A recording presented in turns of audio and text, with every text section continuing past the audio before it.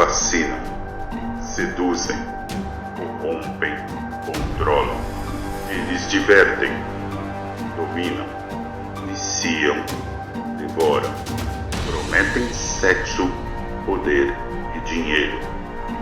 Mas é disso que você precisa?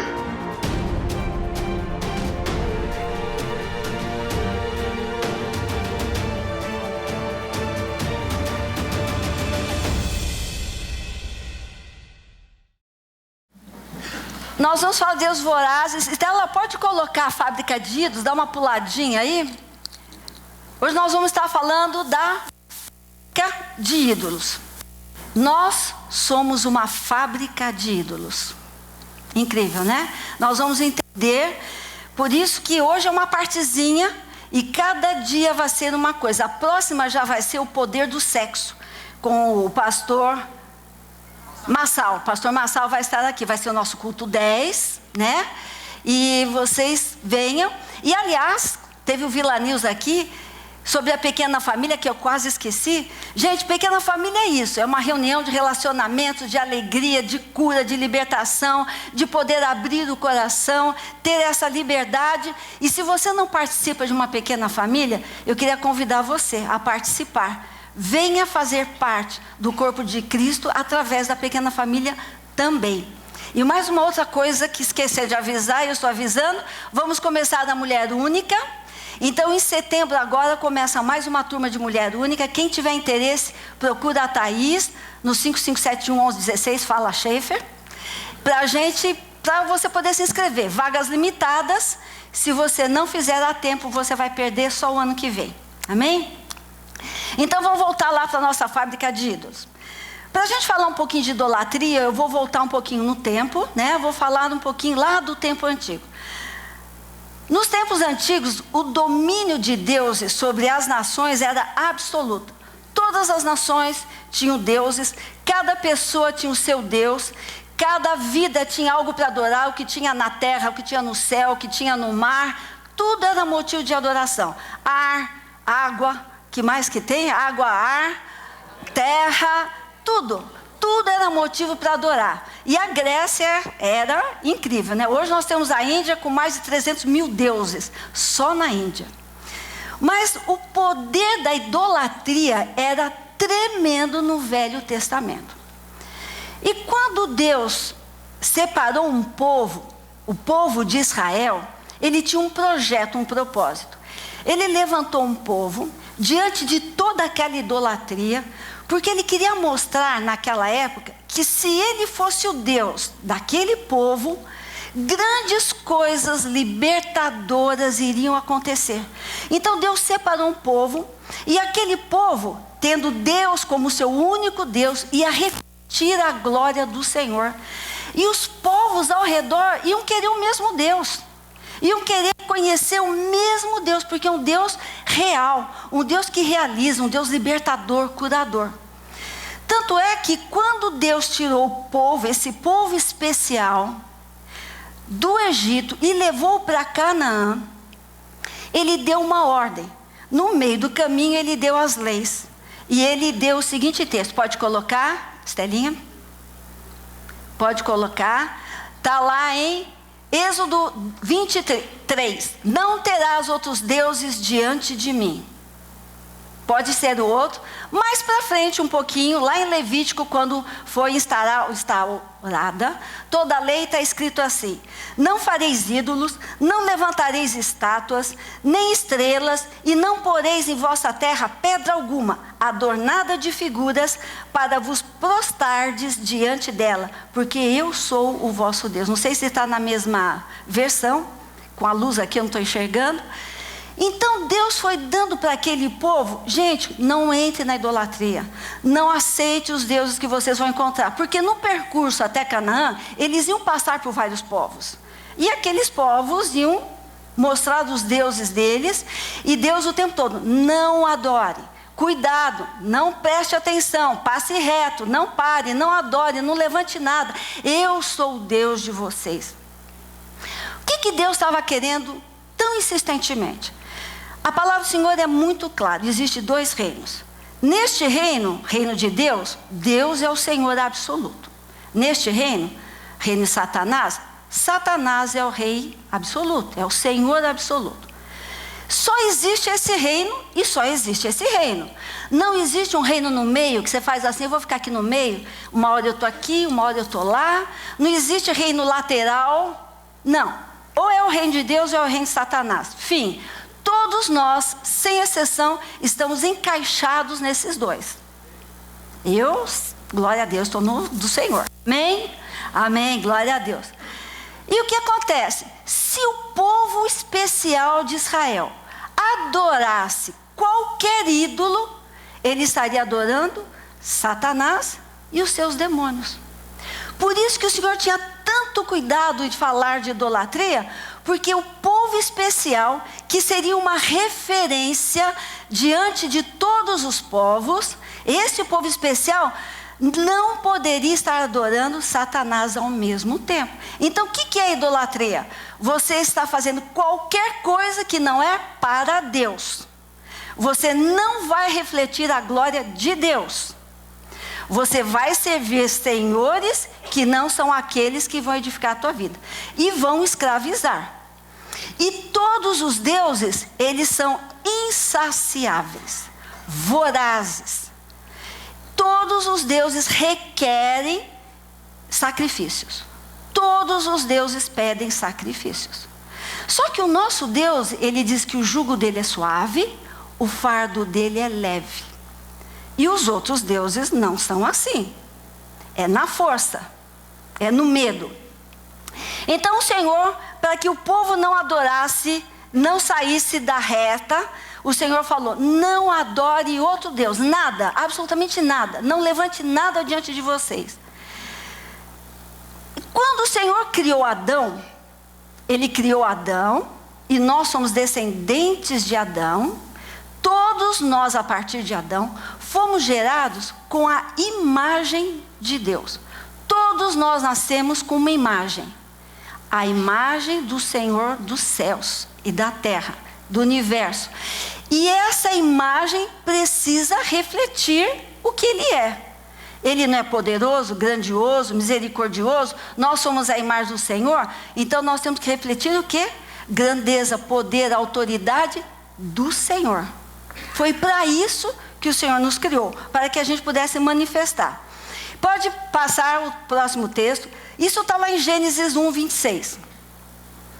Eu vou na minha versão que está aqui. Então Deus disse: façamos o homem à nossa imagem e semelhança, que ele reine sobre os peixes do mar, sobre as aves dos céus, sobre os animais domésticos e sobre toda a terra, e sobre todos os répteis que se arrastam sobre a terra. O que Deus está querendo ressaltar isso? Gente, meu povo querido, eu não divido a minha glória com ninguém. Se você é meu, a minha glória é para você. Se você optar por outro Deus, eu não vou dividir a minha glória com esse teu Deus. Não vou disputar com ele. Porque eu te fiz a minha imagem e semelhança. E eu quero honrar você e eu vou manifestar minha glória sobre a tua vida. Mas, se você optar pelo lado de lá, você tem livre-arbítrio. Mas eu não divido. Você vai se relacionar com ele e vai se virar com ele. Amém? Deus não divide a glória dele com ninguém. O apóstolo João fala assim: filhinhos, ele é tão amoroso, né? O apóstolo que Jesus mais amava: filhinhos, guardai-vos dos ídolos. Hoje, nós não adoramos imagens. Provavelmente na casa de vocês não deve ter santos para você se curvar, imagens de homens, imagens de animais, porque a palavra do Senhor diz assim: não tenho imagens, nada disso. Nada que faça você se curvar. Mas nós temos imagens dentro do nosso coração. Nós não temos deuses fora, nós temos deuses dentro. As nossas paixões, os nossos anseios, as nossas defesas, são deuses que a gente tem lá dentro e se curva diante deles todos os dias, diante de todas as situações. E a gente não se dá conta. Eles são tão sutis, os deuses são tão sutis, que eles entram e você não se dá conta. Você não consegue pôr barreira. Se ele chegasse com um chifrinho vermelhinho lá, você fala: oh, sai chacaré, não é assim? Aqui não, mas ele não faz isso. Ele se transforma num anjo de luz e vai entrando, tudo tão natural. Um sentimento, um anseio, um desejo, um projeto de vida, tão natural. Cuidado, nós vamos entendendo isso aqui mais para frente. Somente a palavra de Deus consegue refrear os nossos ídolos. Se nós tivermos hábito de ler a palavra de Deus, de estudar, a gente vai dando conta que alguma coisa não está batendo com a palavra. Se a minha conduta de vida deve ser essa que a palavra diz, e a minha conduta de vida não está condizente, alguma coisa tem aí no meio. Então, o que é que revela os nossos deuses? Palavra do Senhor. Que às vezes a gente lê, passa por cima, não sou assim mesmo. Cuidado. Nós temos que ser inteligentes, nós temos que ser cuidadosos.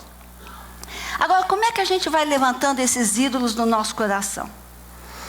Nós pegamos as coisas boas, como, por exemplo, carreira de sucesso, o amor da nossa vida, bens materiais, a nossa família, e a gente endeusa. E a gente vai dando um valor absoluto para isso. A minha carreira é tudo. Eu vou trabalhar pra caramba porque eu preciso ter uma boa carreira. E a minha família então? Minha família é tudo para mim. Não faço nada além de servir a minha família. E meu namorado, minha namorada? Nossa, ele é tudo para mim. Maravilhoso. Então o que acontece? Nós vamos pegando as coisas que nos cercam, sem perceber, nós vamos endeusando. Nós vamos supervalorizando na nossa vida. E eles vão ocupando espaço da nossa alma. E aquilo vai se tornando importante na nossa vida. E estas coisas começam a conduzir a nossa forma de viver. Não é mais tanto a direção de Deus, mas são coisas certas. Trabalhar é certo, amar a família está correto. Gostar do namorado, da namorada é correto. Mas a gente extrapola no domínio dessas coisas na nossa vida. E daí nós ficamos cativos a estas coisas. Perdemos o controle, perdemos a confiança, e às vezes nós nos sentimos um pouco protegidos. Eu tenho isso, eu estou tão protegida. Eu tenho um marido tão bom, estou tão protegida. Eu tenho isso, eu tenho uma mãe tão legal, estou tão protegido. E a gente se acomoda, eu tenho a proteção que eu preciso. Então vamos definir o que vem a ser idolatria. Estela, por favor, pode pôr.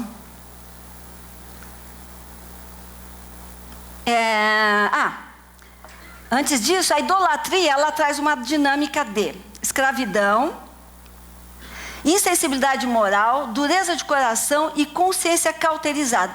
Quando nós começamos a adorar essas coisas sutis que vão entrando, nós vamos ficando insensivelmente, moralmente insensíveis, o coração começa a se fechar um pouquinho para as coisas de Deus, eu não preciso tanto, a minha consciência cauteriza, porque a verdade que está aqui é a minha verdade, não é mais a palavra. Eu tenho a verdade, eu sei o que é bom para mim, eu sei o que eu preciso.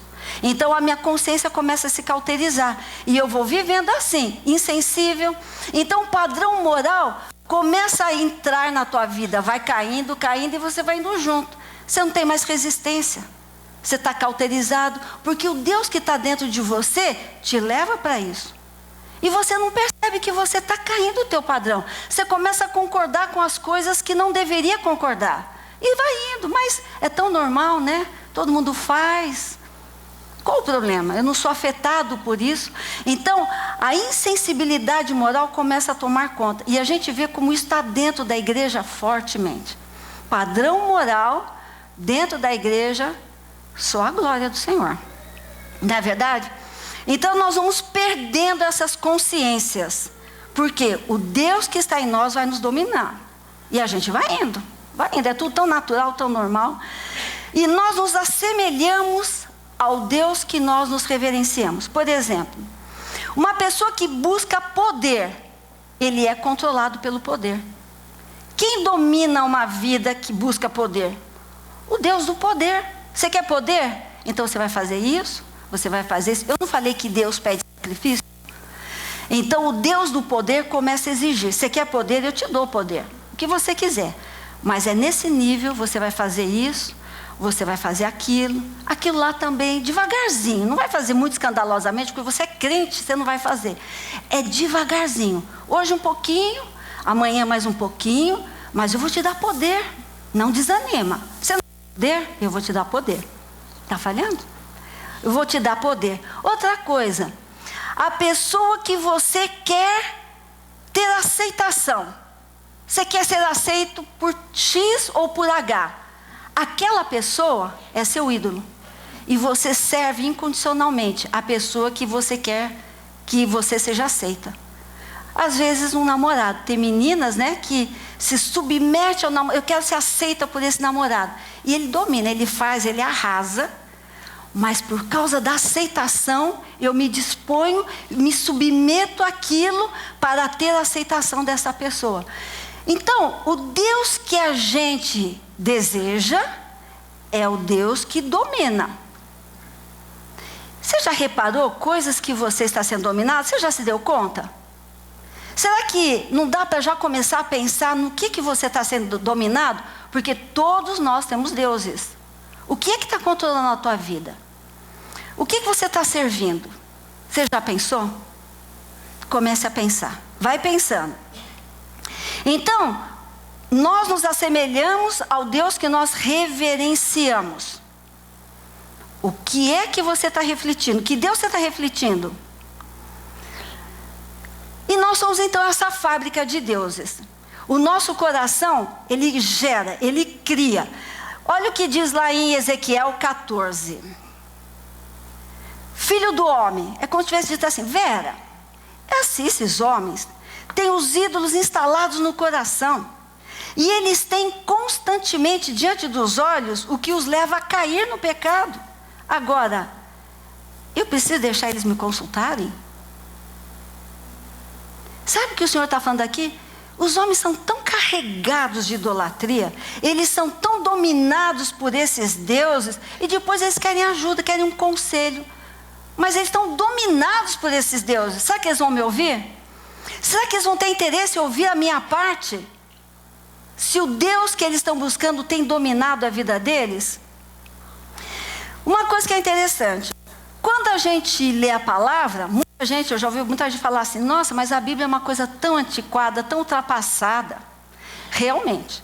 Se você lê a Bíblia em termos de hábitos e costumes, realmente a Bíblia é ultrapassada. Eu não ando mais de camelo, não moro em tenda, não ando de túnica, eu ando de avião, tem gente que mora em apartamento, eu moro em casa, eu ando de carro. Então a Bíblia, quando fala desses hábitos e costumes, é uma coisa bem antiquada, ultrapassada. Mas não é isso. A Bíblia, ela não foi escrita para os hábitos e costumes, ela foi escrita para o ser humano. Hoje, no século 21, nós somos exatamente o mesmo homem do dia que Deus criou Adão. Nós temos os mesmos sentimentos de raiva, de ira, de medo, de ansiedade. Esse Adão veio com todos esses sentimentos, passou pelo século 21, vai continuar, não sei até quando.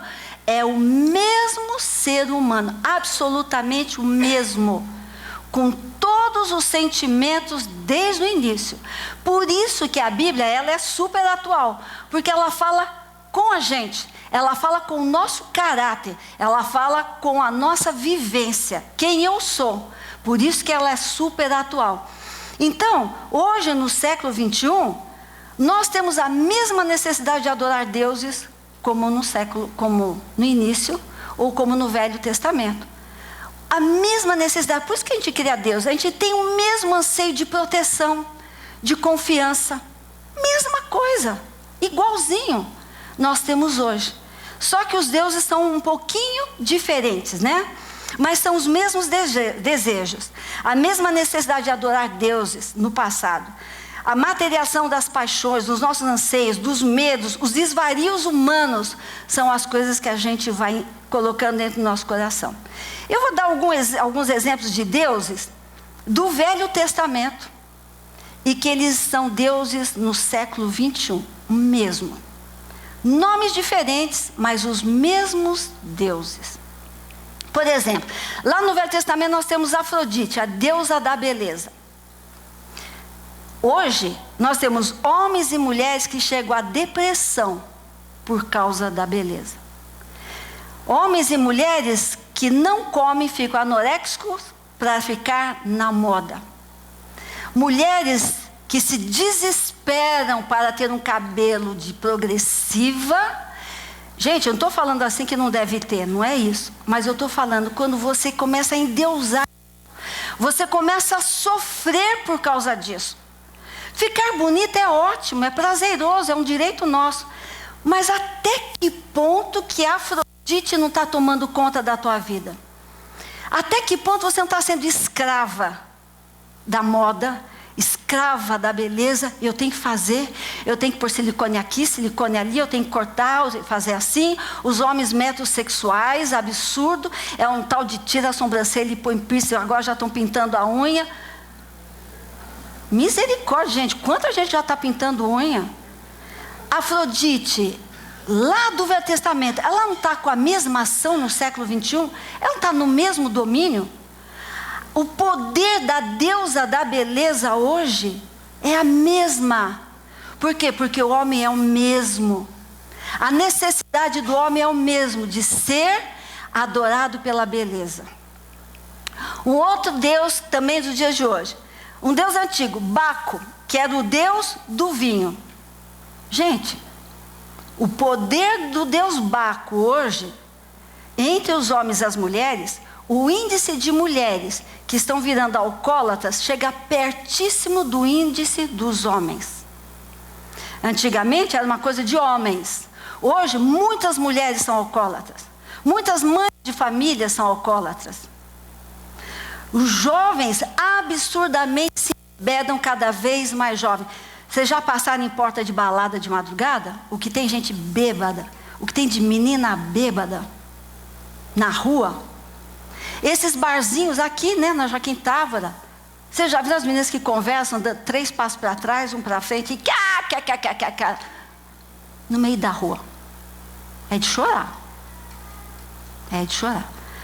Festinhas de garotos de 10, 12 anos, bailinho. Papais, os queridinhos estão levando vodka com Coca-Cola, enchendo a cara. Enchendo a cara. 10, 12 anos. Porque assim, sai de casa com uma garrafa de Coca-Cola, né? Metade é Coca-Cola, metade é vodka. E ó, toma todas. Você vê, né? Nessas regiões de balado, que tem todo mundo com Coca-Cola na mão, eu falei, gozado, por que todo mundo leva Coca-Cola, né? Não, é tão caro lá dentro que não compra. Daí minha filha, mãe, desperta, oi. Dela que me contou o que tinha dentro daquela poderosa Coca-Cola. Metade vodka, metade Coca-Cola. Então o deus Baco rege hoje absurdamente. É uma pena. Baal Peor, o deus dos pecados sexuais. Hoje nós vivemos verdadeiras indústrias do prazer, ou seja, vale tudo pelo prazer. Tudo pelo prazer. O que precisa? Os jovens se entregam ao prazer porque todo mundo faz, não se respeitam, não se consideram. Quantas meninas que eu já atendi, decepcionadas porque foram para a primeira relação sexual com o namorado, achando que seriam as princesas maravilhosas.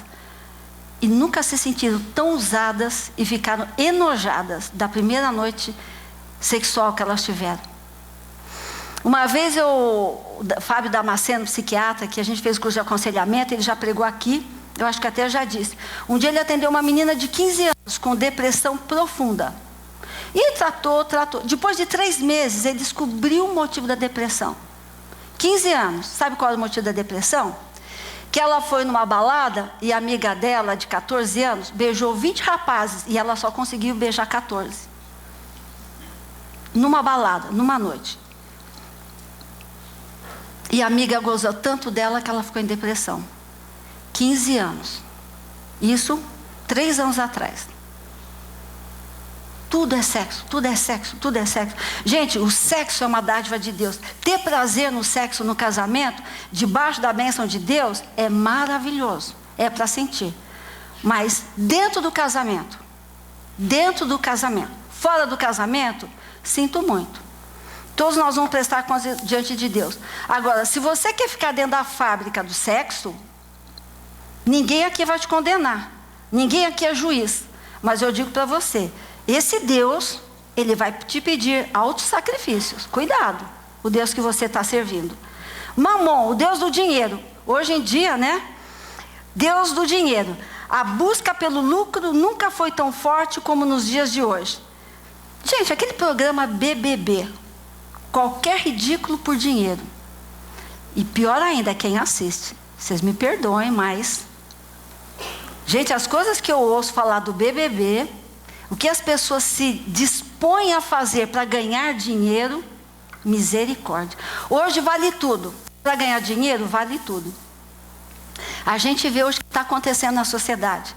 Deus, Mamon, lá do Antigo Testamento, regendo a vida de hoje. Ídolos religiosos. Muitos usam a religião como pretexto para abuso do poder. Então eu vou abrir uma igreja, vou ser pastor, vou mandar num monte de gente. Vou estar por cima. Quantos escândalos que a gente ouve, né? O poder da religiosidade. O poder de ser um líder religioso. Quantos escândalos? Poder. Ídolos filosóficos. Sistemas de pensamentos que geram justificativas para o pecado. Olha, eu já cheguei a dar risada de justificativa uma vez de uma moça que me deu por que ela tinha sexo com o namorado. Gente, foi tão filosófico. Ela se justificou tanto que quase ela deu uma cambalhota na cadeira para justificar. Gente, isso é terrível. É um dos deuses fortíssimos. Nós temos toda uma filosofia para justificar os deuses que estão dentro de nós. A gente tem todas as artimanhas. A gente se agarra a qualquer justificativa para que não saia de dentro de nós esses deuses. E é terrível. E ele fica forte lá dentro, porque ele alimenta isso. E outro que é a idolatria do poder. Eu só tenho valor se eu tiver poder e influência sobre os outros, que é essa tal da corrupção. Eles têm dinheiro que não tem nem onde gastar. Então tudo que acontece não é mais pelo dinheiro, mas é pelo poder. Eu sou melhor, eu mando, eu consigo, eu lidero, eu faço. É o Deus do poder. Outro dia eu estava conversando com o Paulo Oliveira, né?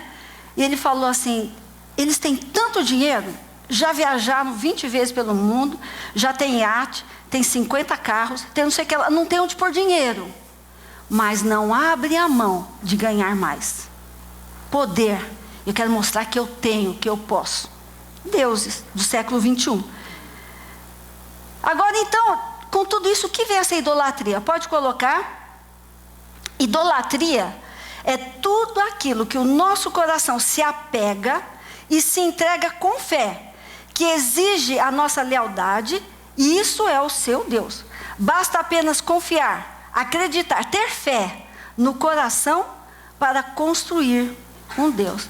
Então, tudo aquilo que você aceita, que rege a tua vida, que seja a tua direção, o teu norte, e você crê nisso, ele é teu Deus.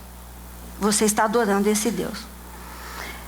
E quando nós amamos de mais alguma coisa, nós amamos de menos a Deus. Em Romanos 1:25 diz assim: trocaram a verdade de Deus pela mentira, adoraram e serviram a criatura em vez do Criador, que é bendito nos séculos. Amém. Então, toda vez que nós amamos alguma coisa demais, pode ter certeza que nós estamos amando Deus de menos.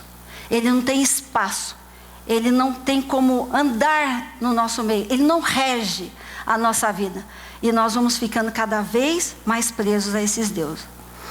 E eu vou dar um exemplo bíblico de um homem que optou em entregar o Deus que está no coração dele. Pode colocar, todo mundo conhece aqui, Abraão. Uma história que, se não todo mundo conhece, a maioria conhece a história de Abraão. Eu vou fazer ele bem resumidinho, explicar aqui como é que foi essa história de Abraão.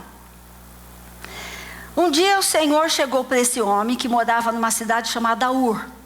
Ele era ali, casado, vivia numa cidade. E Deus deu uma ordem para ele: pode ir. O Senhor disse a Abraão: deixa a tua terra, a tua família e a casa do teu pai e vai para a terra que eu te mostrar. Em nenhum momento a palavra do Senhor mostra que ele questionou Deus. Ele pegou a sua esposa, os seus bens, seus servos, o seu pai e foi embora. E saiu para ir em algum lugar que Deus tinha dado. Depois de alguns anos, Deus deu um segundo chamado para ele. Pode colocar. Falou assim, Abraão, aí está inteiro, disse o Senhor, deixa eu ler daqui, voltarei a você na primavera, e Sara, sua mulher, terá um filho. Sara escutava a entrada da tenda atrás dele. Depois de um tempo de obediência, Deus falou, Abraão, eu vou te dar um filho. Abraão tinha por volta de 75 anos e Sara 65 anos. Sara era estéril, não podia ter filhos. E Deus deu essa promessa por causa da obediência de Abraão. 25 anos depois, nasce Isaac. 25 anos depois, Abraão 100 anos, Sara 90. Além de estéril, já não tinha mais como ter filhos. Mas se Deus prometeu, Ele há de cumprir. E Ele deu um filho para Abraão. Nasceu Isaac. Depois de mais ou menos entre 15 e 25 anos, não há um acordo entre os historiadores, né? Joséfo diz que Isaac tinha 25 anos. Outros historiadores dizem que Isaac tinha 15 anos. Então, entre 15 e 25 anos, Deus novamente dá um comando para Abraão. Que ele diz assim, Gênesis 22, 2. Então disse Deus, toma seu filho, seu único filho, Isaac, a quem você ama, e vá para a região de Moriá. Sacrifique-o ali como holocausto, num dos montes que lhe indicarei. Ele esperou 25 anos. Esse filho ficou com ele em torno, vamos pôr uma média aí, 20 anos.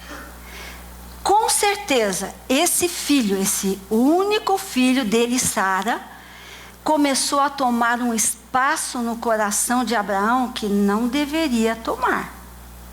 Deus tinha coisas ainda para fazer para Abraão. A história de Abraão não tinha acabado. Mas o coração do Isaac começou em Deus, o coração de Abraão começou a endeusar o filho Isaac. E aquilo que Deus tinha que fazer já não estava mais caindo bem no ouvido de Abraão. Aí Deus deu essa ordem. Olha que Deus falou, Abraão, pega o seu filho. Abraão, olha, o seu único filho. Abraão, sabe aquele filho que você ama perdidamente? É esse, dá para mim. Leva no Monte Moriá e me dá como sacrifício. Todo Deus pede sacrifício. Para Abraão tirar aquele ídolo do coração, ele tinha que obedecer a Deus, ele tinha que entregar. A forma dos deuses saírem do nosso coração é entregando, não é mandando, sai daqui. Deus pede. E Deus pediu para Abraão, me dá o teu filho. Mais uma vez a gente não vê na palavra ele questionando Deus. Mas Deus, meu filho, o Senhor não prometeu? Ele levantou, pegou o filho, os 2 servos e foi para o Monte Moriá. Tenho certeza que Abraão não tinha ideia geral do que ia acontecer. Mas uma coisa ele tinha certeza, Deus é fiel. Se Deus prometeu, Ele não vai tirar esse filho. Ele disse que esse meu filho vai ser o primeiro de uma multidão. Deus não vai mentir. Eu imagino os questionamentos de Abraão no caminho para o Monte Moriá. Ele sabia que ele tinha que matar esse filho. Entregar para Deus em sacrifício é matar. E ele foi. Mas ele tinha fé que o Deus que estava pedindo era um Deus que não mentia. Sem entender o plano completo de Deus, sem entender exatamente que aquilo era um ídolo, ele foi e fez. E quando ele chegou no Monte Moriá, em obediência, pode colocar, Gênesis 12, 22, 12. Ele falou assim para Abraão, Abraão, não estendas a mão sobre o moço. Não lhes faça nada, porque agora sei que temes a Deus. Não me negaste o teu filho, o teu único filho. Não precisa matar Abraão. O que eu queria é que você tirasse esse ídolo de dentro de você. É o suficiente, você me deu. Não precisa matar. Tem um cordeiro aqui, usa o cordeiro para o sacrifício. O que eu queria é que você tirasse o teu Deus de dentro de você. Só isso. Por obediência ele fez, ele levou a melhor. Ele ficou sem o ídolo, continuou com o filho e ainda continuou sendo usado por Deus. É bênção sobre bênção. Só bênção sobre bênção. O que foi que ele fez? ele tirou Isaque do coração dele e entregou para o Senhor. Nesse momento da dor de Abraão, Deus fez algo tremendo. E muitos anos depois, na mesma região de Moriá, mais um primogênito morreu. Só que dessa vez Deus não trouxe o livramento, Deus não deu uma ovelhinha. Deus deu o próprio filho dele, que foi lá e morreu por amor a nós. Não tinha nenhuma ovelhinha lá para morrer no lugar de Jesus. Na mesma região, anos depois, morreu Jesus, o Salvador da humanidade. E fez uma obra tremenda e continua fazendo na nossa vida. Amém? Então esse momento de dor de Abraão foi exatamente o momento de cura. Olha agora o processo de Deus trabalhando sobre os nossos deuses. Então nós fabricamos deuses, nossas garantias, nossas justificativas, e agora Deus vai começar a trabalhar na nossa cura. Então ele fala assim, e exatamente no momento de dor, nós vamos ter duas chances. Ou eu vou bater o pé e vou chorar, por que eu vou fazer isso? Por que, Senhor? Ou você vai ser como Abraão, Senhor, eu não vou conseguir viver sem esse Isaque, é muito difícil, mas se o Senhor ficar comigo, eu tiver a tua bênção, a tua companhia, a tua alegria, a tua força, a tua misericórdia, eu vou suportar. Eu sei que perder o Isaque vai ser uma grande dor, mas continuar contigo é a melhor coisa. Então, quando a gente chega no momento da dor, quando a gente chega no momento do questionamento, é a hora que Deus vai lá, filho, e agora? O que você vai fazer? Que decisão? Você vai me entregar ou você vai continuar com o teu Deus? Como Abraão, o que você vai fazer? Qual é a sua decisão? O que Deus quer fazer conosco é o seguinte, Ele quer pegar o nosso coração livre dos deuses e nos levar de volta para o projeto original. Qual é o projeto original de Deus? Termos a imagem dele para que a gente possa refletir a glória do Senhor por onde passarmos. E o Senhor quer tirar todos os deuses que estão lá dentro para que a gente possa voltar para o plano original, para que a gente possa ser pessoa útil no reino do Senhor e o Senhor possa nos usar. Só que a gente gosta de atalhos, soluções rápidas, a gente quer milagres, a gente quer profecias, a gente quer tudo que seja fácil, garantido e bem rapidinho. E Deus fala assim, calma, é no meu tempo. E a gente começa a resistir ao servir do Senhor, porque a gente quer tudo rápido. E Deus fala, calma, é no meu tempo. A tribulação é a grande oportunidade de Deus para a nossa cura. Quando a palavra do Senhor diz que a tribulação é boa, é difícil de entender, né? Quem gosta de sofrer? Ninguém. Mas a palavra de Deus garante que a tribulação, ela é uma bem-aventurança na nossa vida. É a melhor coisa que pode acontecer. Sabe por quê? A tribulação é quando você chega no momento da tua vida que teus deuses não podem fazer nada por você. Que as tuas firmezas não podem fazer nada por você. Que as tuas confianças, as tuas seguranças não podem fazer nada por você. Aí você passa por tribulação. E na tribulação você chega diante de Deus e fala, Senhor, não aguento mais.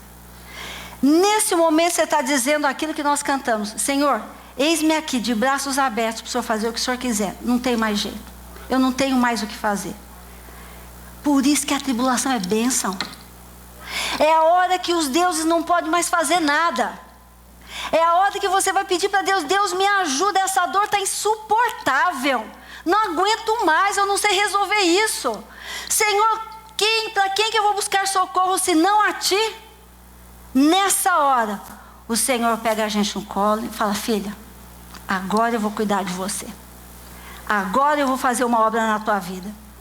Então, quando a tribulação vem, Deus começa a ter a liberdade de trabalhar e nos levar para o plano original.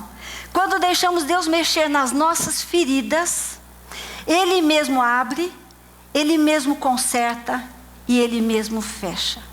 E quando Deus fecha, Ele encerra a obra, Ele deixa uma cicatriz. A cicatriz é para você lembrar que ali foi uma ferida e que Deus curou.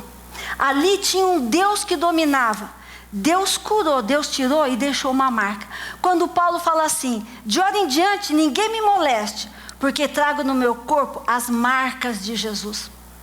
Paulo tinha marcas na alma, porque ele foi um homem muito bravo, muito dono de si, eu sou bom, eu mato todo mundo. Ele foi um homem cruel, por amor a Deus, mas ele foi. E Deus curou as feridas de Paulo. Lá dentro de Paulo, Paulo tinha muitas cicatrizes que Deus marcou.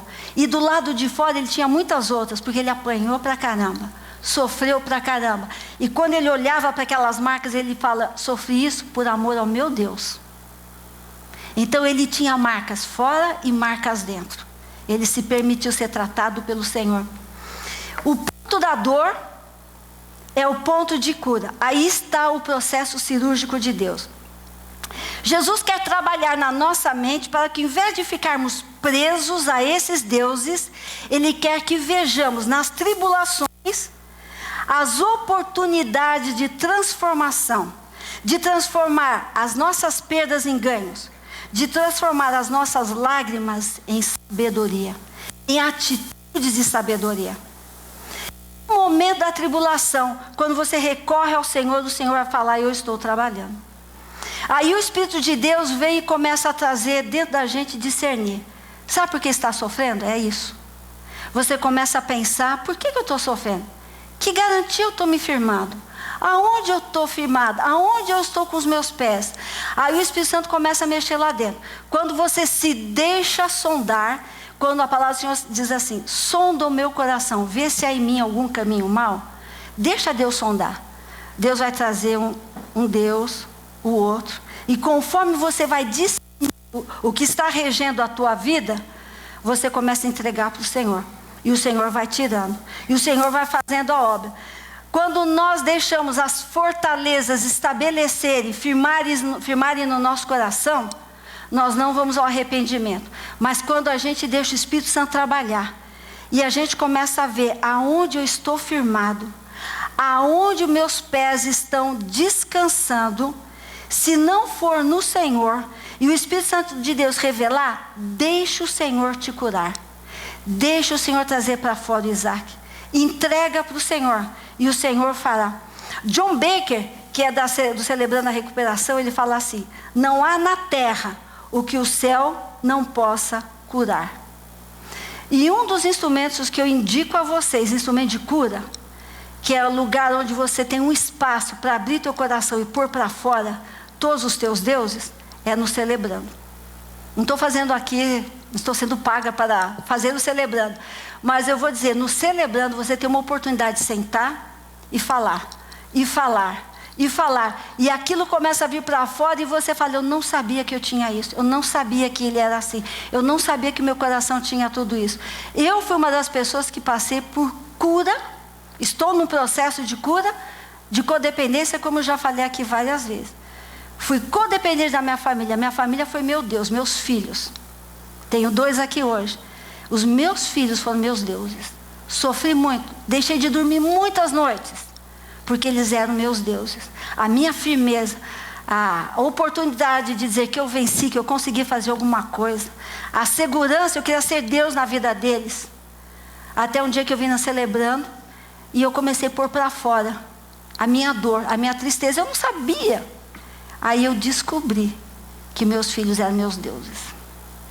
A partir desse dia, quando eu fui para casa, que eu fiquei pensando, eu falei: Senhor, a partir de hoje, eu entrego todos. Não sou Deus, não vou converter o coração deles, não posso fazer nada além de orar, de jejuar e aconselhar, mas eu quero dormir, eu quero ter paz no meu coração. Toma, são teus filhos, o Senhor é um pai perfeito, eu não sou. Desse dia, meu coração mudou radicalmente.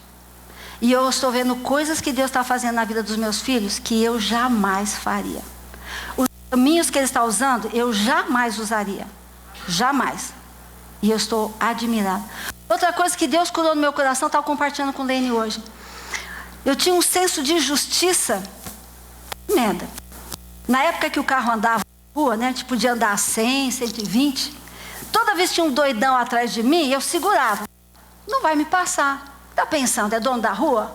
Não vai me passar. E eu segurava. E eu vinha para cá, e eu vinha para lá e ficava. E eu segurava. Quantas vezes, doido, não vai, em cima de mim não passa, eu não vou ficar para trás.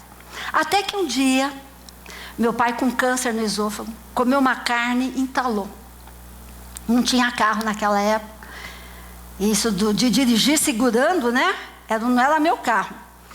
E daí, meu pai teve câncer. Tivemos que chamar um táxi. Hospital Alvorada, Avenida Ibirapuera. E pega a Avenida Ibirapuera sábado à noite. E o táxi com buzina, querendo cortar. E aí eu vi quantas veras na Avenida Ibirapuera. Não deixava passar. Nessa hora, gente, essa época eu não era cristã, não tinha nem noção que um dia ia ser cristã. Eu comecei a pensar, meu Deus, quantas vidas que eu segurei, quantos doentes deviam estar querendo ir para o hospital, quantos médicos desesperados queriam chegar rápido no hospital, quantas pessoas que precisavam atender rapidamente alguém, e quantos doidos mesmo que tinha na rua. Quantos que eu impedi de chegar na hora. Naquela hora, Deus trabalhou no meu coração. Quem sou eu para julgar a vida dos outros, se ele tem direito ou não tem direito de andar depressa? Hoje, a pessoa tem que nem um doido atrás de mim, passa, eu não sei. Eu não sei qual a necessidade, qual a urgência dele. O que eu sei é que eu não sou juiz e não vou julgar. E eu dou passagem. Então, se você não dava, querido, dá. Não espera Deus fazer você passar por uma situação dessa para aprender a lição. Então que você aprenda. Vem um doidinho atrás, deixa passar. Glória a Deus. Por quê? Porque a gente tem senso de justiça. Eu tinha um Deus de justiça dentro de mim. O que é isso? Andar na 23-120 era o meu normal. Olha só que pecadão. Mas quando podia correr, eu corria. Eu era dona da rua. Nossa, era fabulosa. Hoje 60 só a graça do bom Deus, né? Mas Deus está tratando, Deus trata. Ó, Senhor, trata. Então eu queria fazer o seguinte consideração com vocês. O que é que está trazendo dor no teu coração? Qual é o teu sofrimento? Por que você está chorando? O que você está construindo dentro de você?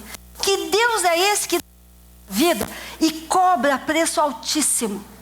Que faz você ficar amarrada? Que pensamento, que conceito, que estilo de vida, que proposta está no teu coração? Por que tanto sofrimento? O Senhor disse, a minha paz vos dou, não vou lá dou como o mundo a dá. Cadê essa paz?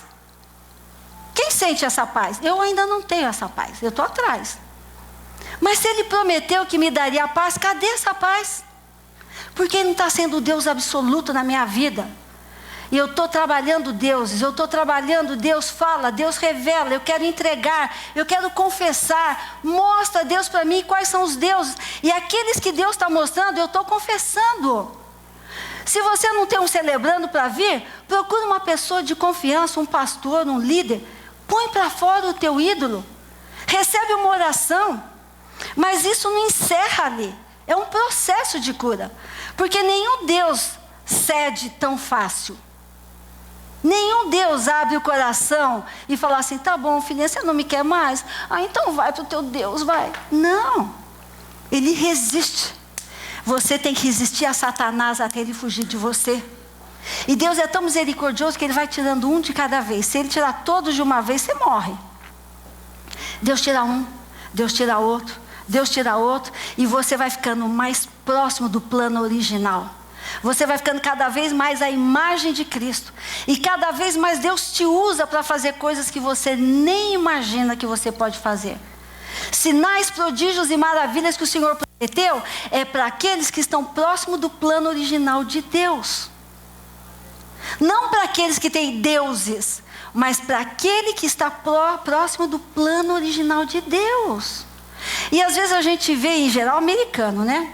Tudo acontece com eles. As coisas mais excepcionais, tudo com eles, né?